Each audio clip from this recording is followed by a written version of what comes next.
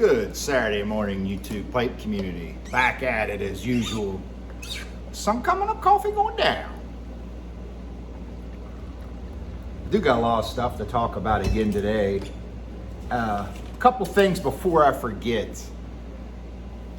Those of you that leave comments on videos, did you notice that YouTube has changed, at least on my iPhone, that's all I use. When I get comments now, it'll say the email address from the commenter is like at such and such. And a lot of them people I don't recognize now. Some of them still say the same names, others don't. So I find it very frustrating. Now I don't know who the hell I'm talking to or who I'm replying to. A lot of the time now I have to double click them and go and check out their page and see who they are, because I can't tell who they are in the comments now because it doesn't show me that like it used to. It changed. Anybody else notice that? What else? Oh, a lot of people have been asking me about more mortar pipes lately, and I'm getting ready to place another order this weekend. I'm going to buy a large order of mortar, but I want to ask your thoughts before I do so. The mortar I've been getting lately, the last couple years, has been, it's definitely brittle. It's brittle stuff, and some of it's like 5,000 years old. A lot of the problems I had was the shanks cracking on them, little hairline shank cracks. There's a couple different things I could do to fix that, but I was thinking, I've sold them before, what's your opinions on me putting a permanent stem in the mortar pipe to where it's perfectly drilled, the pipe cleaner will easily go through, but the stem won't be removed so you don't crack the shank on the mortar pipe. What's your thoughts on that before I go buy a bunch of mortar? Would you still be interested in something like that? I've done it in the past. I just want to know the majority's opinions before I go spending a bunch of money on mortar.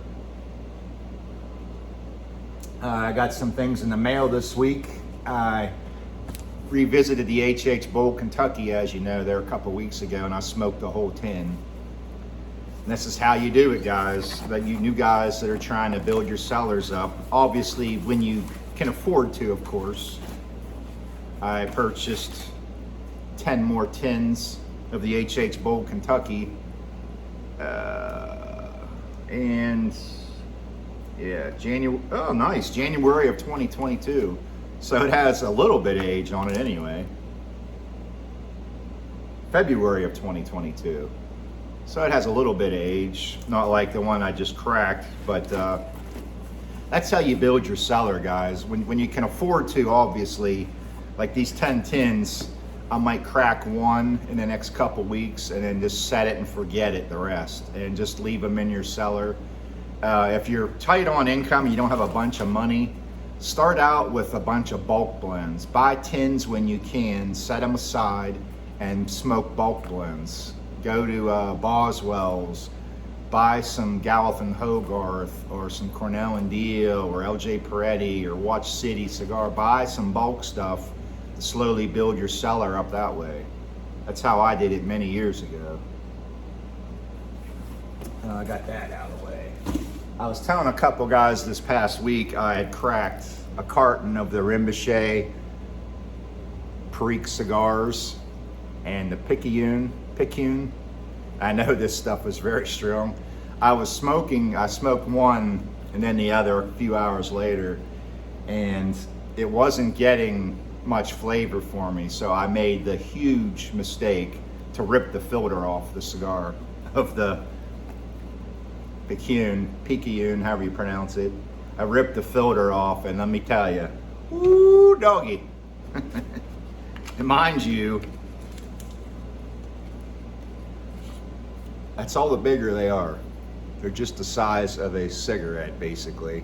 And let me tell you, I took that filter off, and I was feeling it. Hard to believe.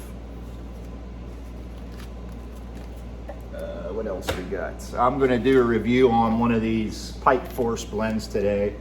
Give me something to talk about. I'm telling you, these are heavy for the $5 that it costs to purchase. We have episode 1, The Invasion. Latakia Forward English. I'm not going to read the whole description. I don't want that one yet. Let's see this one here. Is Invasion 2 episode.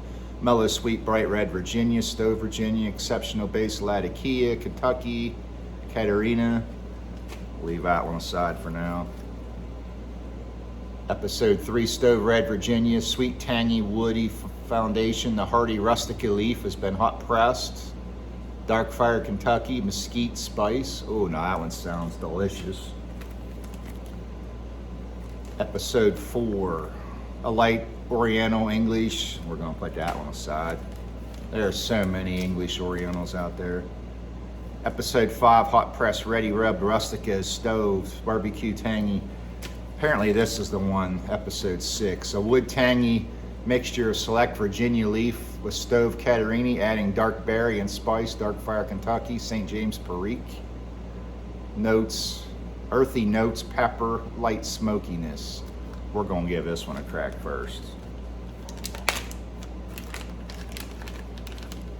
They give you one nice slab of flake, and mind you, the flakes are thick.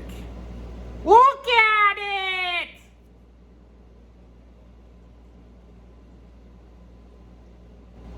Doesn't have much smell. It smells like almost like a tangy, barbecue-y. It's very wet. I'm gonna let this dry out and give you my thoughts. Done now. And we're back.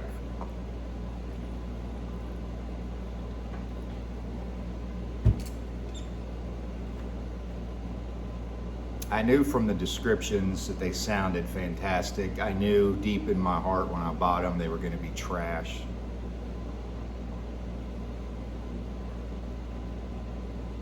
I'm sorry, I don't sugarcoat things. I'm not going to be belligerently bad with something, but this is terrible.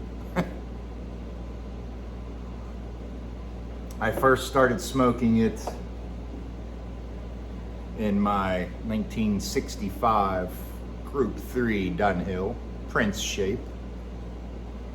Look at it! Love this pipe. I thought it was the pipe maybe not broken in enough. I needed to try it in one of my cobs. Look at it. Greg Tunnel Take.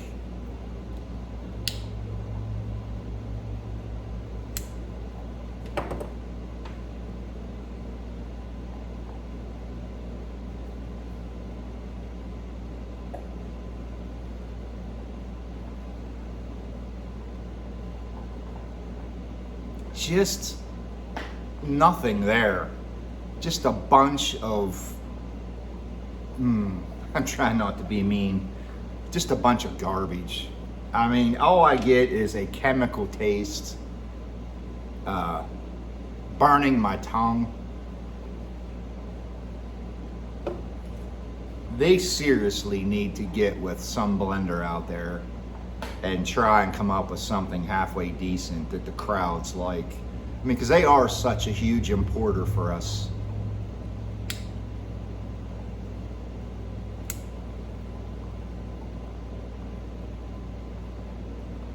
It's just almost unsmokable for me.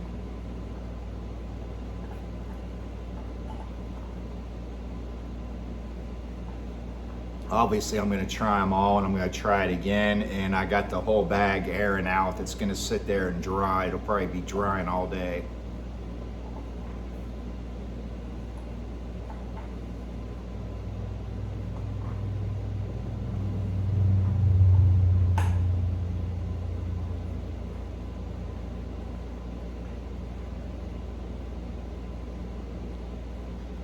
Little bit of the barbecue spiciness coming through, and that's it, along with the harshness and the tongue bite.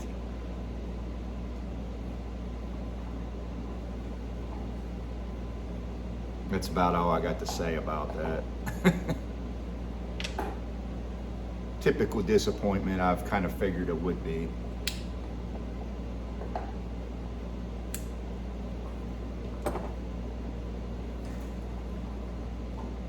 had bad storms roll through again this past week. I haven't been out on a boat in a couple weeks now. I'm planning on going next week a couple times for sure throughout the holiday weekend, and I'm going to take some days off as well.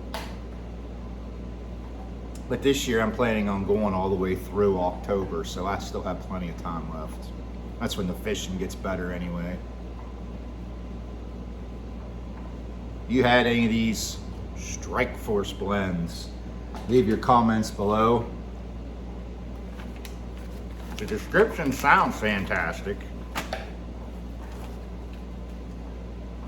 I'm gonna try one with the Rustica next time. Episode 3, Stoved and Red Virginia give a naturally sweet, tangy, woody foundation. The hardy Rustica leaf has been hot pressed and stoved. A floral note, robust character. Dark Fire Kentucky then offers a mesquite spice to the mixture.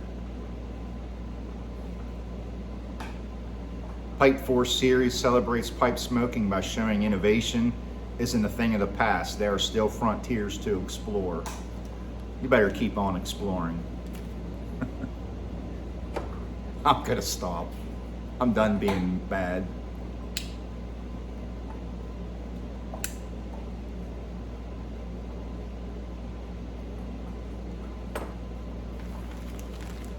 Hope everybody has a great weekend. Remember, leave your thoughts about the mortar pipe below. I don't want to buy and invest in a bunch of mortar and then end up being stuck with it. Just the last few batches that I've made with removable stems, there's been some hairline cracks. Like I said, I can just fix them permanently in place where they won't ever move, and the pipe cleaner will still pass through easily.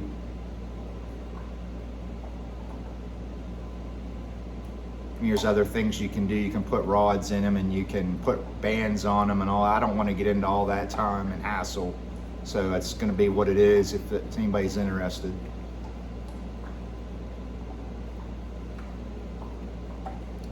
Done rambled long enough. I'm going to find something smokable to have out here today. Hope everybody has a great weekend. Talk to you boys and girls later.